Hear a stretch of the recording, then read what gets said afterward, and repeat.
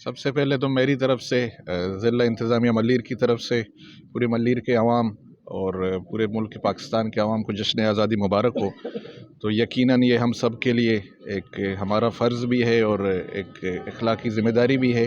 کہ جشن آزادی کو شاہنشاہ طریقے سے ہم منائیں، نہ کہ صرف سرکاری دفاتر میں بلکہ مختلف جو مقطع فکر کے جو لوگ ہیں وہ بھی اس جشن آزادی کو منائیں، کیونکہ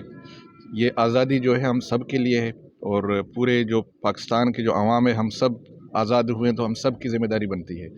تو الحمدللہ پوری ملیر میں آج مختلف جگہوں پہ اگر آپ دیکھیں کہ اس طرح کے دینی مدارس میں بھی جشن آزادی ایک بھرپور طریقے سے منایا جا رہا ہے، جو ایک بہت بہترین ایک پیغام ہے ہم سب کے لیے کہ یہ وطن ہم سب کا ہے اور ہم سب کی ذمہ داری بنتی ہے کہ جو جتنی قربانیوں کے بعد یہ ملک حاصل کیا گیا ہے کہ ہم اس ملک کو آگے بڑھائیں اور بھرپور طریقے سے جو ہم محنت کریں اور ایمانداری کے ساتھ، اخلاص کے ساتھ، اور کوشش کریں کہ اپنی کنٹریبیوشن دیں اور کوشش کریں کہ اس مملکت جو پاکستان ہے اس کو اس مقام تک پہنچائیں جس کا خواب دیکھا گیا تھا۔